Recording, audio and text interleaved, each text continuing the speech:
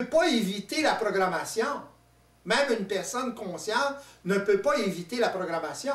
Mais elle peut être suffisamment consciente de la programmation pour être en mesure d'interférer, pour être en mesure de ne plus activer la programmation qui est déjà en lui et pour être en mesure par la suite, automatiquement, si vous voulez, de créer une nouvelle programmation, mais d'une façon consciente.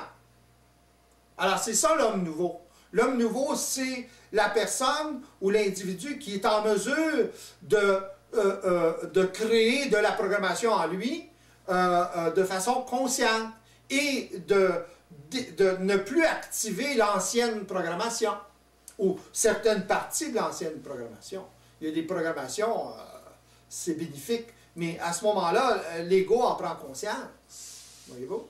C'est ça la différence. L'homme qui est dans une condition évolutive n'a pas conscience de ça. Est impuissant à intervenir. Pourquoi? Parce qu'il ne sait pas comment ça fonctionne. C'est pas facile. C'est pas parce que je vais le dire à quelqu'un ou je peux le décrire à quelqu'un que la personne peut l'exécuter. Ça ne fonctionne pas comme ça. La personne doit prendre conscience, vivre certaines réalisations en ligne, si vous voulez, pour être en mesure, tranquillement, pas vite, de changer de cap ou de se situer un peu plus, de commencer à observer justement ce qui se passe. C'est pas, ça se fait pas comme ça, là.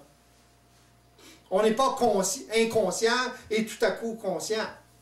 On n'est pas endormi et tout à coup éveillé. Même quand vous vous réveillez le matin, vous ne vous réveillez pas comme ça, là. Il y a un stage d'éveil. C'est la même chose. Est-ce que cette observation que vous décrivez, est-ce que c'est la clé qui peut mener l'homme à sa liberté? Oui, la clé qui mène l'homme à sa liberté, c'est le développement justement d'un sens psycho-vibratoire, autrement dit, d'un sens qui va l'amener à être en mesure d'observer multidimensionnellement ou les multiples dimensions qui le composent.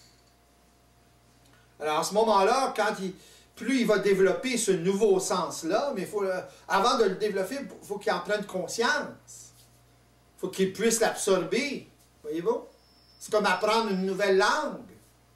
Le sens psycho-vibratoire, c'est comme apprendre une nouvelle langue. C'est pas facile. Parce que les individus sont habitués à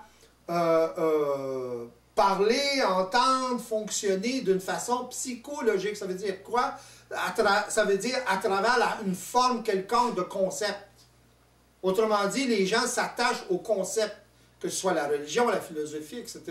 Les gens s'attachent à des concepts. Et c'est pas le concept lui-même qui est néfaste pour l'individu, au contraire, mais c'est l'attachement émotionnel au concept, au mot même. Alors, plus l'individu s'attache au concept, s'attache aux mots, s'attache aux formes, si vous voulez, ben, moins il est en mesure d'apprendre ce langage-là. Un enfant, par exemple, un enfant est éduqué en fonction de...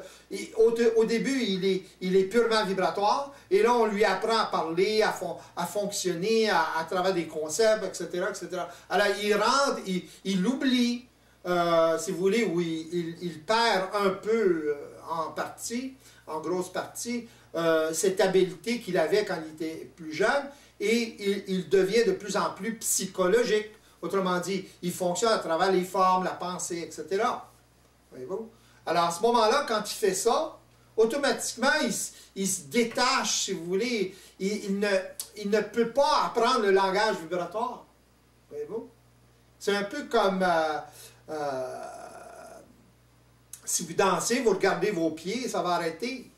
Le rythme, vous allez avoir moins de rythme, vous allez avoir de la misère à vous laisser aller. Quand vous laissez aller, si vous commencez à penser, automatiquement, ça coupe. C'est comme deux mondes totalement différents. Ils peuvent fonctionner ensemble, mais seulement quand l'aspect ou le sens vibratoire est suffisamment développé, suffisamment expérimenté, si vous voulez.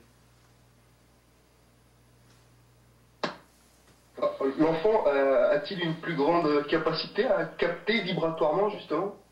Ben oui, parce qu'il n'a pas de langage psychologique encore. Alors, il capte tout. Vous remarquez comment un enfant, c'est sensible. Vous allez le regarder là, un peu, un homme surtout, va le regarder de travers. Puis, moi, souvent, je vois des enfants dans les centres d'achat en train de pleurer ou faire une crise. J'ai juste à les regarder. Ils arrêtent. Je n'ai pas à rien dire. La plupart du temps, ils arrêtent. Si je les regarde, là, ils vont, oups, puis là, ils vont arrêter leur crise. Ils captent vibratoirement ce qui se passe. Alors, le langage est purement vibratoire, justement. Alors, les enfants apprennent. Quand on est dans pour apprendre n'importe quoi, on apprend tout vibratoirement. Qu'on en soit conscient ou inconscient. Alors, vous pouvez étudier, par exemple, à l'université, pendant des années, pas tous les soirs, puis là, vous étudiez, puis vous étudiez, puis vous étudiez, et puis ça rentre plus ou moins.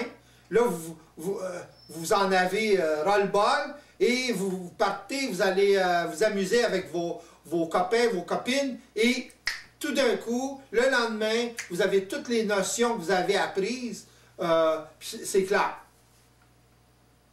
C'est clair parce que vous avez lâché prise. Voyez-vous?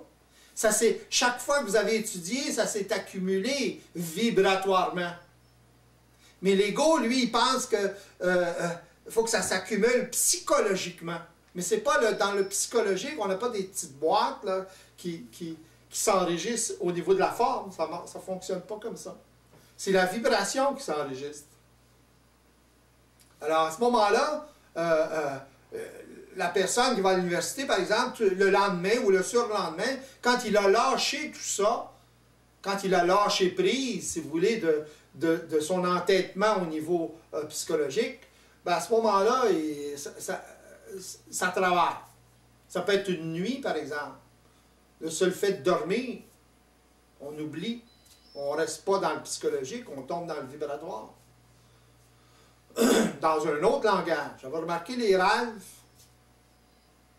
Tout est vibratoire dans les rêves. Il y a des formes. Mais le rêve est là pour vous dire comment faire, il faut savoir l'interpréter. Si vous l'interprétez psychologiquement, bien là, ça va donner, vous pouvez vous fourvoyer facilement. Mais si vous l'interprétez ou si vous pouvez le lire vibratoirement, bien à ce moment-là, vous pouvez en profiter. Ça peut vous indiquer quelque chose. Ce n'est pas des solutions parfaites, là, comme les gens pensent. Faites très attention à ça. Il y en a beaucoup qui croient, tout le monde, là, qui peuvent décrire des rêves ou interpréter les rêves. Puis là, ils s'en vont dans telle ou telle direction à cause de ça. Ils peuvent avoir des surprises.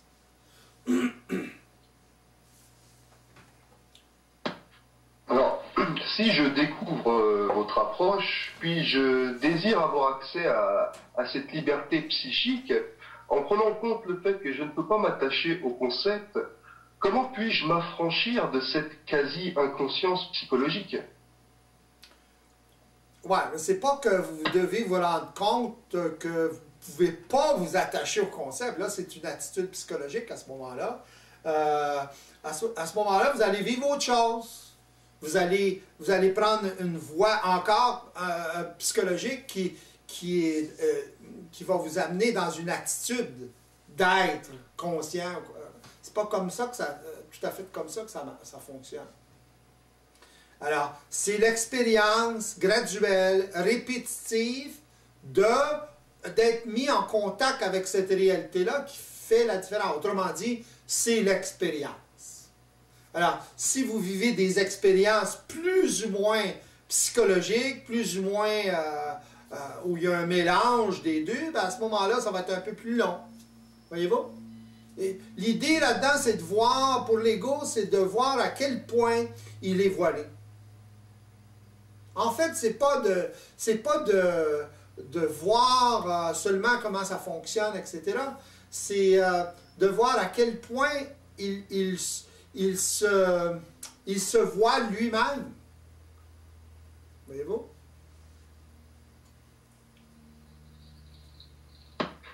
Est-ce qu'un être qui n'a pas accès à cette conscience, est-ce qu'il peut appréhender ce sens multidimensionnel dont vous parlez? Quelle valeur il peut accorder à la manière qu'il appréhende cela lorsque vous en parlez, l'image qu'il s'en fait? Ben, c'est évident que une personne qui entend ça pour la première fois, il va avoir une interprétation psychologique. Et c'est ça le problème. Voyez-vous? C'est de sortir de cette interprétation psychologique-là. Alors, avec le temps, avec l'expérience, parce que le temps, c'est l'expérience, ça prend un temps, l'expérience, c'est là que ça va faire toute la différence, à un moment donné. C'est que, à force de vivre l'expérience avec des individus avec lesquels ils entrent en interface, s'ils veulent bien entrer en interface, à ce moment-là, ben, ils peuvent prendre conscience à quel point ils sont en dérive, si vous voulez. Ça leur permet d'ajuster leur tir. Et c'est continuellement un ajustement du tir, un ajustement ou une réalisation à quel point, par exemple, l'ego se voit lui-même, à quel point il se dupe lui-même, à quel point il n'est pas dans son identité. L'ego, l'esprit a le pouvoir, mais s'il n'a pas d'expérience de ce qu'il est réellement, il n'a aucun pouvoir, dans le sens que c'est la programmation en lui, parce qu'il s'identifie à tout ça, qui a un pouvoir sur lui. Voyez-vous? Donc, comme je disais auparavant, il croit avoir une identité, une certaine identité, mais dans le fond, il n'en a pas. Voyez-vous? Il y en a une qui est... il y a une identité voilée, si vous voulez. Alors, il en souffre. Il n'est pas... comment je dirais ça? Il n'a pas conscience de ce qu'il est réellement. C'est seulement quand l'individu est en mesure d'observer ce qui se passe en lui, dans toutes les dimensions, qu'il en arrive à se créer une identité réelle. C'est là que ça commence. C'est ça l'éveil. Mais ça prend l'expérience. Alors, à chaque expérience que l'individu vit, il apprend, si vous voulez, comme quand il apprenait à aller en bicyclette, il apprend. Il expérimente. Il vit l'expérience. Chaque fois qu'il vit l'expérience, il prend de l'expérience. Donc, il se découvre une identité réelle à travers le fait qu'il voit, il commence à voir à travers